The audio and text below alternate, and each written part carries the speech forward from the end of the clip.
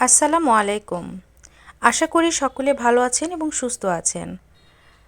আজকে আমি তৈরি করব ময়া মাছ দিয়ে তরি দিয়ে চচ্চড়ি। এর জন্যই তরি এবং আলু আগে থেকে কেটে নিয়েছি।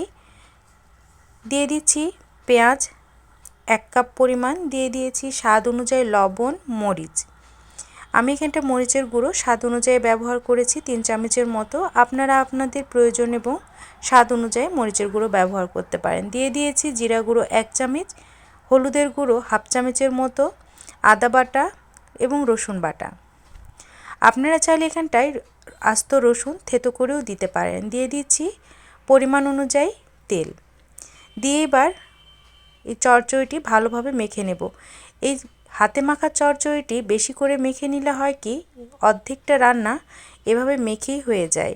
আর তরি এমনিতেই খুব সফট এবং নরম একটি সবজি, যার কারণে অল্পতে এটি মেখে নিলেই একদম সফট হয়ে অনেকটা রান্নার মতো হয়ে যায়, অনেকটা কমে যায়। হাত দিয়ে অনবরত কিছুক্ষণ মেখে দেখতেই পাচ্ছেন অনেকটা কমে গিয়েছে এবং অনেকটা মাখা মাখা হয়ে এসেছে। চেষ্টা করবেন এভাবে হাত দিয়ে মেখে নেয়ার। এইবার এর মধ্যে অ্যাড করে দেব আগে থেকে ধুয়ে রাখা ময়া মাছ। আমি এখানটায় মাছের পরিমাণ বেশি ব্যবহার করেছি, আপনারা চাইলে প্রয়োজন অনুযায়ী কম বা বেশি বাড়িয়ে দিতে পারেন। ছোট মাছের চচ্চড়িগুলোতে, হাতে মাখা চচ্চড়িগুলোতে মাছের পরিমাণ একটু বেশি হলে খেতে বেশ মজা লাগে। সামান্য পরিমাণ পানি এখানটায় দিয়ে দিয়েছি। দিয়ে এবার চুলোতে উঠিয়ে দেব।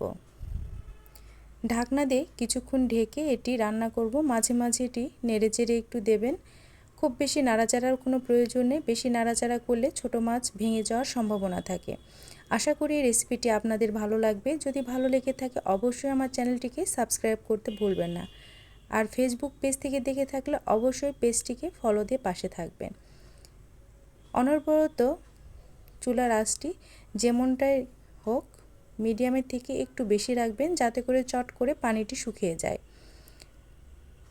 খুব অল্প সময়ের মধ্যে খুব মজাদার এই রেসিপিটি তৈরি হয়ে যাবে। পানি যখন শুকিয়ে আসবে, যখন নিচ থেকে তেল এরকম উঠে আসবে, তখনই বুঝবেন রান্নাটা মোটামুটি কমপ্লিট।